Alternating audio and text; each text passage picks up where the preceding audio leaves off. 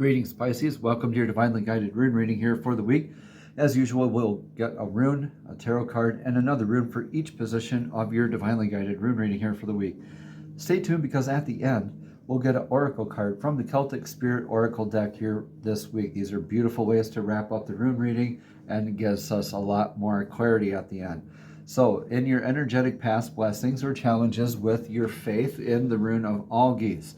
This is Algies, the elk rune. The antlers here of the elk are your built-in divine defense and connection, protection, and this line going down at the bottom is signifying the groundedness, right? The stability of it all, just the needing to be grounded. This could be you needing to be in a defensive posture, coming from a defensive place in your defensive place in your recent past here. Faith being tested, or just a reminder from divine that you are divinely connected and protected. So maybe a reaffirming of your faith. So blessings or challenges thereof. Please take what resonates here, Pisces, and leave what doesn't. Queen of Swords. Yeah, a lot of faith. This is like decisive, intuitive, and very much like a huge card that does deal with a lot of faith work. The Queen of Swords here. How are we communicating, presenting ourselves, our thoughts, our ideas? How are we moving forward in our lives? All right, looking at this is the clan flag of success after trial in Wunjo. Wunjo is the beautiful rune of joy, happiness, celebration, all those good feelings, right? And being able to follow those. Are they grounded? Are they stable? Are they boastful? Okay, again, blessings or challenges with all of this, but being happy in your faith. Blessings or challenges there. Being happy in your faith. Is that a thing here for you, Pisces? In your energetic now is the ancient Aurochs rune of Uruz. Uruz here is the ox rune.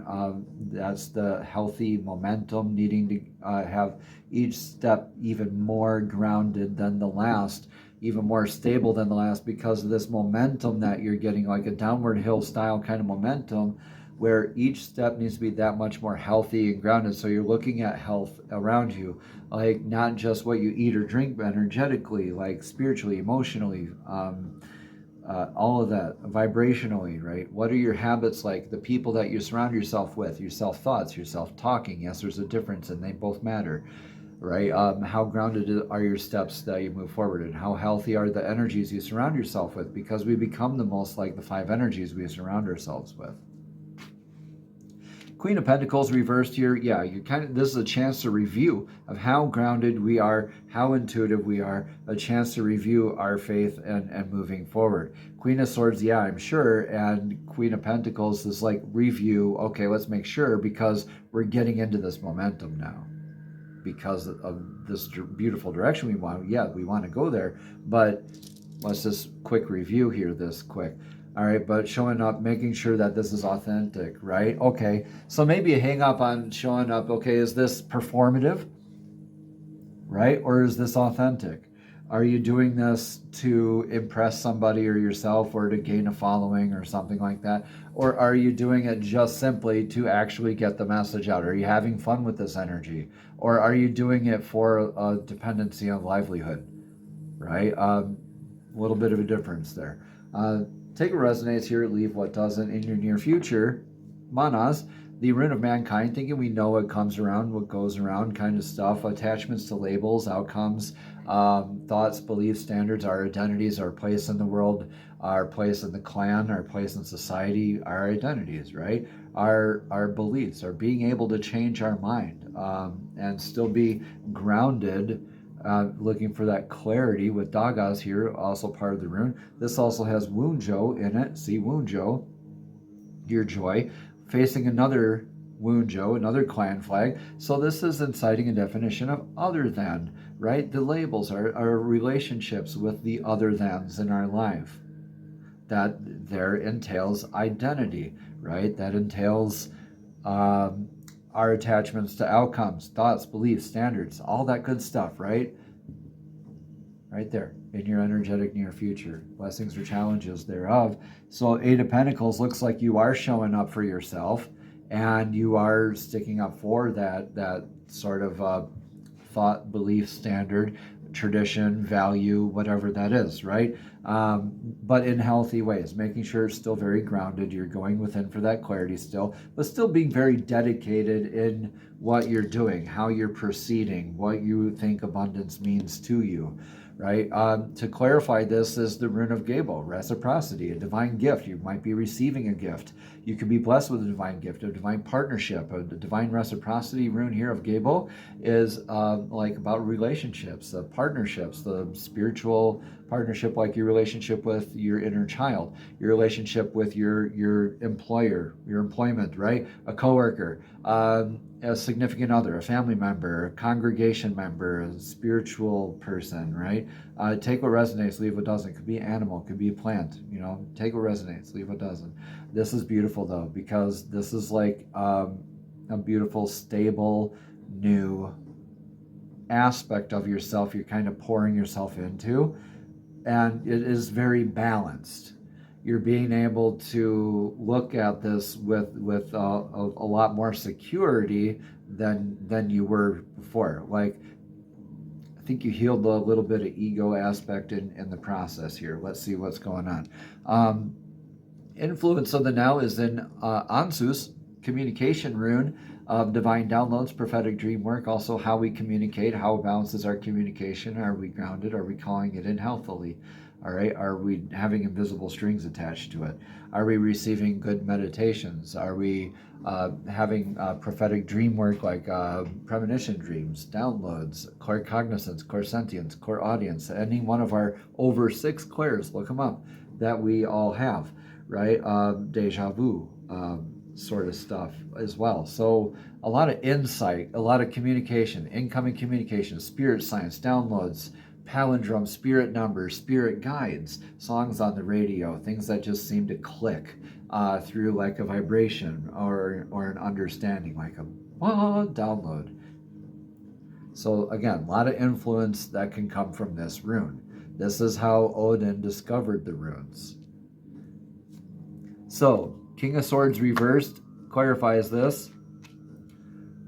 I don't mean to keep saying so at the beginning of the sentence, but okay, King of Swords reversed. Now's not that time for, or you're kind of influenced by this. So you might even be feeling like this, having a hard time connecting thoughts, ideas, having a hard time communication, like needing to refine that communication. Could just be influenced with needing to refine how we marry our thoughts, our beliefs, our standards and ideas, and how we interpret them, and how we communicate them, and how we adapt into new ways of being ourselves and learn new things from other outside sources, right?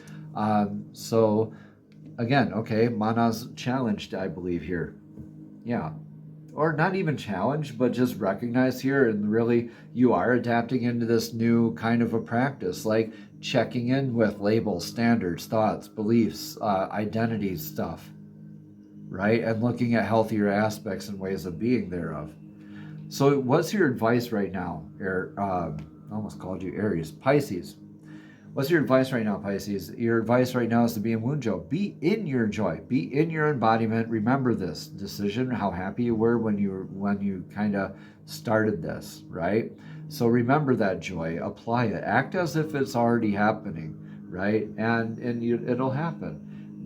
Make sure you're doing this in a nice grounded way, not in a very boastful or egotistical way, but that you're following your joy and your bliss. And you're going to be able to find whatever is lurking in the shadows, what the bandit in your camp is, with that 7 of Swords clarified. You're going to be able to discern a lot of that stuff a lot easier by how you wave your flag.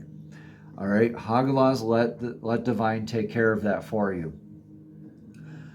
Hagalaz is the irreversible rune of the hail, natural disasters, unintended eventualities, all right? Be happy that this energy kind of shows itself for what it is and be able to let go of it. Because you already kind of knew, didn't you? Yeah, you did. You already kind of did. But you have the assurance here to not be boastful in that energy, lest you kind of get losing in your divine gifts as well.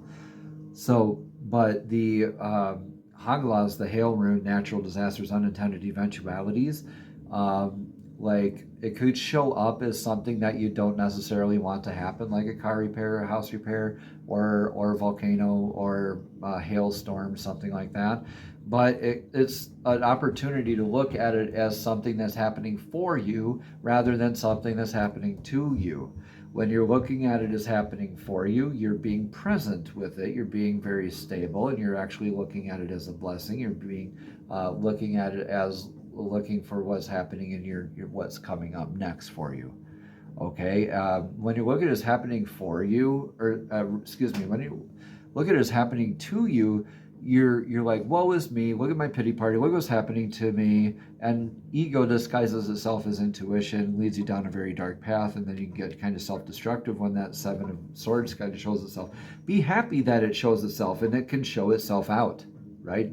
Divine's gonna like show this in divine timing. You just, that's something worth being happy about, because you got other stuff to build, to celebrate your gifts with, and to gain that clarity with here in the future. So what do you have in your outcome?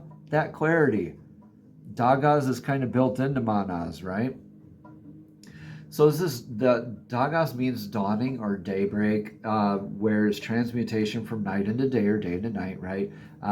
Take it how it resonates, leave what doesn't, where this is that dichotomy energy of those two things, and you're at this zenith point, the zero, the point, the fulcrum in the balance, where everything and nothing exists simultaneously. The hourglass tipped on its side, where you seem like you have this momentary pause of reality, and you have that infinite amount of clarity there. You recognize that you're emerging as that butterfly from the chrysalis and never going to be the same again. Whenever we have that sort of understanding or that sort of clarity, this isn't like a revelation, right? Like an uncovering of a mystery or anything like that. This is like a connecting the dots, like an aha moment, like, oh yeah, okay, yeah.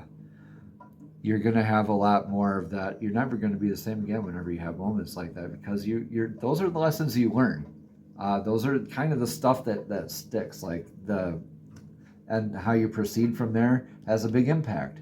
That dedication to your craft, your gifts, right? Your standards. The Hermit here in your outcome. Okay, so you have the clarity, but don't be, I'm thinking this is a part of your path that you might be on. When you have that sort of clarity, you might be coming from maybe even a place of like, okay, I'm going to take my light and hold it over here and just hold it here, so nobody really sees it unless they're right there. That's kind of not sharing your gifts, but definitely as you begin your clarity moment, you are going to have the moments that you kind of need to kind of be a hermit, where you are learning these lessons, you're taking them you're integrating them, and you're kind of going within for that clarity, right? And kind of dedicating that to this very private practice, so that way you can show up how you need to show up. Rune of Clarity. Okay, y'all, I can't make this stuff up. Pisces, congratulations on this big change, this big life change here for you, okay? First of all, this is a huge life shift for you, and a huge amount of clarity that you're going to have. You might be looking for it. The more you look for it, the more it's probably going to be one of those happening to you moments than happening for you moments, right? Be open to it, right? Act as if it's already happening, and it'll happen.